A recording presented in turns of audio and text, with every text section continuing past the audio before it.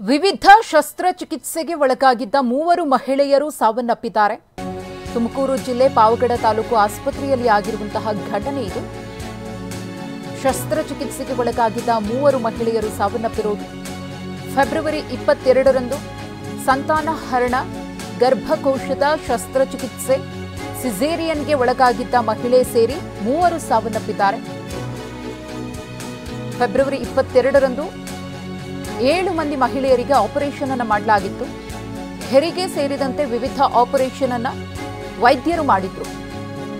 7 ಮಹಿಳೆಯರ ಪೈಕಿ 3 ಮಹಿಳೆಯರು ಸಾವನ್ನಪ್ಪಿದ್ದಾರೆ. 5 ದಿನಗಳ ಅಂತರದಲ್ಲೇ 3 ಮಹಿಳೆಯರು ಸಾವನ್ನಪ್ಪಿರೋದು. ಸಾವನ್ನಪ್ಪಿದಂತಹ ಮಹಿಳೆಯರ ಫೋಟೋಸನ್ನು ಕೂಡ ಗಮನಿಸ್ತಾ ಇದ್ದೀರಿ. ವಿವಿಧ ಶಸ್ತ್ರಚಿಕಿತ್ಸೆಗೆ ಒಳಗಾಗಿದ್ದಂತಹ 3 ಮಹಿಳೆಯರು 5 ದಿನಗಳ ಅಂತರದಲ್ಲೇ ಸಾವನ್ನಪ್ಪಿದ್ದಾರೆ. ತುಮಕೂರು ಜಿಲ್ಲೆ ಪಾವಗಡ ತಾಲೂಕು ಆಸ್ಪತ್ರೆಯಲ್ಲಿ ಆಗಿರುವಂತಹ ಘಟನೆ ಇದು. ಸಂತಾನಹರಣ ಚಿಕಿತ್ಸೆಯನ್ನ ಮಾಡಲಾಗಿತ್ತು. ಅದೇ ದಿನ ಅನಿತಾ ಅನ್ನೋರು ಮೃತಪಟ್ಟಿದ್ದಾರೆ.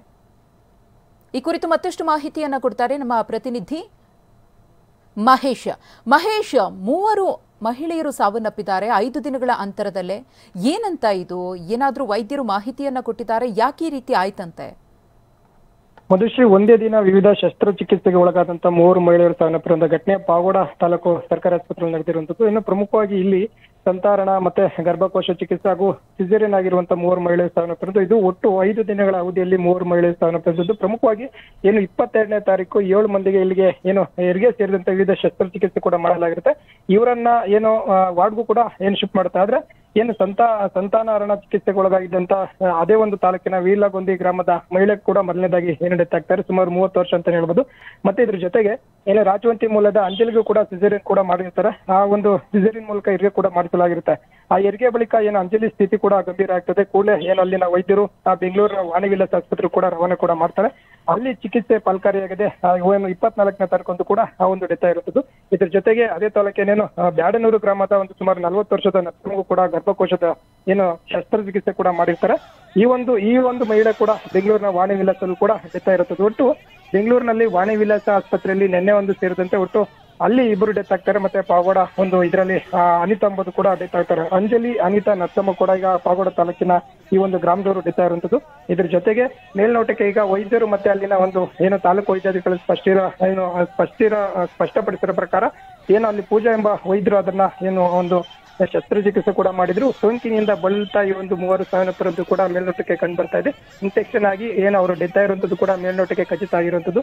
ಈಗಾಗಲೇ ಏನು ಜಿಲ್ಲಾ ಮಟ್ಟದ ಆರೋಗ್ಯ ಇಲಾಖೆ ಅಧಿಕಾರಿಗಳು ಕೂಡ ಭೇಟಿ ನೀಡಿ ಪರಿಶೀಲನೆ ಕೂಡ ಮಾಡಿರುವಂತದ್ದು. ಇವತ್ತು ಏನು ಆ ಒಂದು ಘಟನೆ ಖಂಡಿಸಿ ಏನು ಅಂಜಲಿ ಕಡೆಯವರು ಆ ಒಂದು ಪೋಷಕರು ಕೂಡ ಪ್ರತಿಭಟನೆ ಮಾಡಿದ್ದಾರೆ. ಅಂದ್ರೆ ಈ ಒಂದು ಪಾವಗಡ ತಾಲೂಕು ಆಸ್ಪತ್ರೆಯಲ್ಲಿ ಈಗಾಗಲೇ ಅವ್ಯವಸ್ಥೆ ಕೂಡ ಅವತ್ತಿನಿಂದಲೂ ಆಗ್ತಾನೆ ಇದೆ ಅಂತ ಹೇಳ್ಬೋದು. ಯಾಕಂದ್ರೆ ಕೇಳಿ ತುಮಕೂರು ಮತ್ತೆ ಬೆಂಗಳೂರಿಗೆ ಸರಿಸುಮಾರು ದೂರ ಇರುವಂತದ್ದು. ಈ ನೆಲೆಯಲ್ಲಿ ಆಸ್ಪತ್ರೆಗೆ ಹೋಗ್ಬೇಕಂದ್ರೂ ಕೂಡ ಅಲ್ಲಿ ವೈದ್ಯರು ಕೂಡ ಸರಿಯಾಗಿ ನಿಗಾ ವಹಿಸಿ ಕ್ರಮ ವಹಿಸಲ್ಲ. ಈ ನೆಲೆಯಲ್ಲಿ ಅಲ್ಲಿ ಏನು ದೂರಬಾರ ಹೋಗಕ್ಕಾಗ್ದೇನೆ ಅಲ್ಲೇ ಕೂಡ ಒಂದು ಹೆರಿಗೆ ಕೂಡ ಹೋಗ್ತಾರೆ. ಈ ನೆಲೆ ಅದು ಎಡವಟ್ಟಾಗಿ ಒಂದು ವೈದ್ಯರ ಎಡವಟ್ಟಿನಿಂದ ಒಟ್ಟು 3 ಮಹಿಳೆಯರು ಆ ಒಂದು ಸೋಂಕಿನಿಂದ ಒಂದೇ ದಿನ 7 ಮಹಿಳೆಯರಿಗೆ ಏನು ಆ ಒಂದು ಆಪರೇಷನ್ ಮಾಡಿದಂತ ಹಿನ್ನೆಲೆಯಲ್ಲಿ ಆ ಒಂದು ಏನು ಸೋಂಕು ತಗಲಿ ಮತ್ತೆ ಏನು ಚಿಕಿತ್ಸೆ ಫಲಕಾರಿಯಾಗಿದೆ. ಮೇಲ್ನೋಟಕ್ಕೆ ಈ ಒಂದು 3 ಮಹಿಳೆಯರು ಸಾವನ್ನಪ್ಪಿರುವಂತೂ ಕೂಡ ಮಾಹಿತಿ ಬಂದಿರುವಂತದ್ದು. ಮಧುಶ್ರೀ, ಧನ್ಯವಾದ ಮಹೇಶ್. ತಮ್ಮ ಮಾಹಿತಿಗಾಗಿ.